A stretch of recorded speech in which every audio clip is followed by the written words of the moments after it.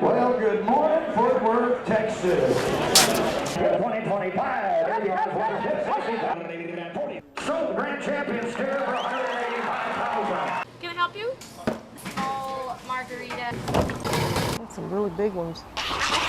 Gosh, there must be 4,000 or 5,000. Approximately how high is the grass? 2 feet. All right, we got Dixies and 12 packs. Do you guys shoot up in the air? Okay. Can I help you? Small margarita. A large strawberry shortcake. You want cream on them? For 26 years now, Mary Mathis has had Frisco's flavor. When I first started in 1983, maybe I had 30 customers a day. Now on a hot day, you almost need an appointment. Maybe 75 to 100 in line. The customers still wait Probably about 45 minutes. A good 45 minutes. for the icy, juicy relief Mathis provides. Now you're hooked on that green apple blueberry, huh? How many people know your name? Probably not many.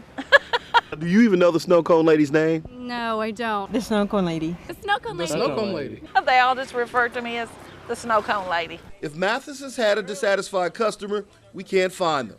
Though there are questions about her cone's addictiveness. What do you think she's putting in there besides ice and syrup? I don't want to know.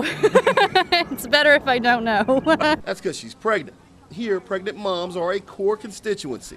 I've had them stop on the way to the hospital and get their snow cone. You could say Mathis is the one person who's managed to bottle success, but her secret ingredient only pours out of Mary. I spoil my customers.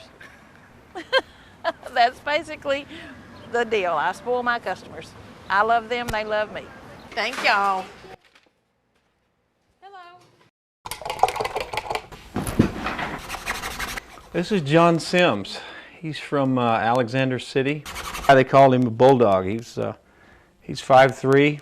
He went in with 3 of his buddies from high school. John Sims is one of the 388 Texas soldiers thus far to die in Iraq or Afghanistan. The eyes are probably the most important part, that they're piercing. Phil Taylor is bringing their likeness to life. It's just overwhelming at times. I haven't painted one yet that I didn't cry. Taylor's goal is to present a portrait of the Texas soldiers lost in battle to each of their families, an idea that began with the death of Ben Dossett. It brings a smile to my face and strength to my heart. Dossett took Taylor's daughter to the prom and was killed in an accident the day before school ended.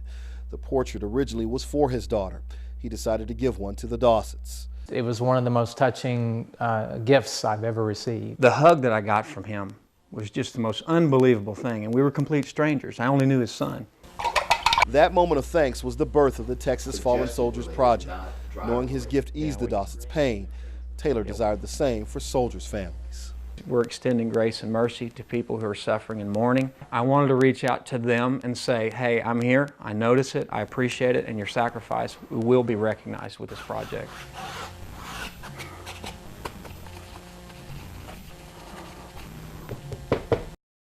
Well, good morning, Fort Worth, Texas.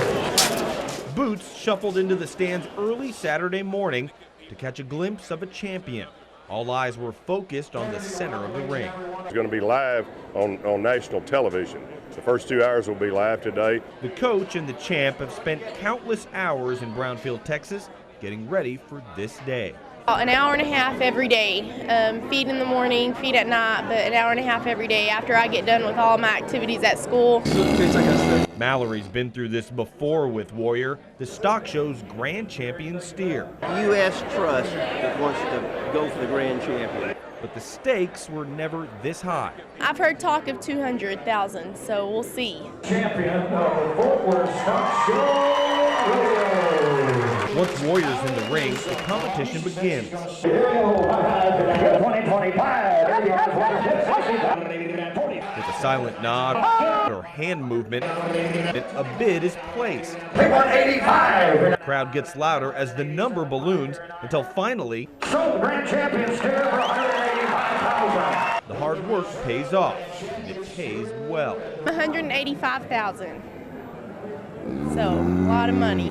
The Texas oil man now has himself a Warrior. It's sort of a sentimental favorite of mine, having come from agriculture, so I know what these kids do, and I just love to support it.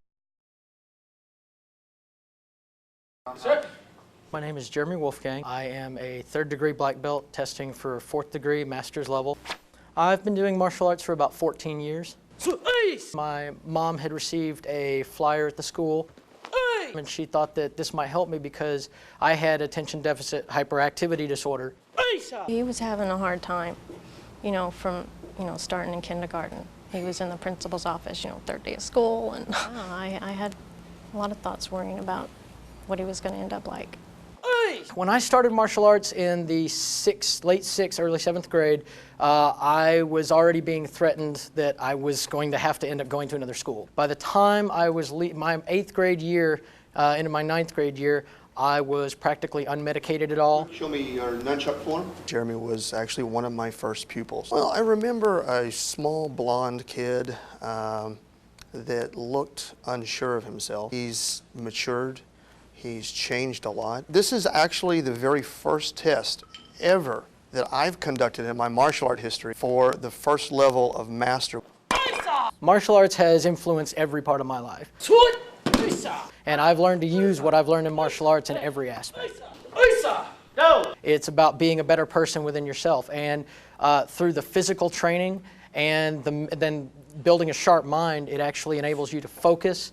It allows you to harness all that pent-up energy, especially in somebody like me. He's become a lot more self-disciplined and a lot more focused and very responsible. With martial art, it helped him to get control of himself. It just changed his outlook on life. I feel like I can accomplish virtually anything. The self-confidence that I have now, it's almost unreal compared to when I started. All right. Courthouses. It's where drama plays out. This night, it's role reversal as McKinney's Performing Arts Center revises its judicial role. I promise you I'm not here for their entertainment tonight. Judge Paul Rowley is a real judge, hearing real cases. Be the truth, the whole truth, and nothing but the truth to help you God. Night court is his idea, reborn out of necessity. If I was here during the afternoon picking my daughter up from school, if I was delayed here, then I wouldn't have been able to get back to her. Well, if I've heard the complaint once, I've heard it 1,000 times. Do you have a night court? I don't want to take off work to come here. People like Dwayne Minshew of Gainesville, who first toured the old courthouse as a child. It's been probably 45, maybe 50 years. Minshew returned the defendant in a lawsuit. In addition to clearing cases, Night Court helps market the Performing Arts Center. And as promised, there's justice. Minshew won his case and leaves as wealthy as when he walked in. Still got the lint in my pocket and the little holes.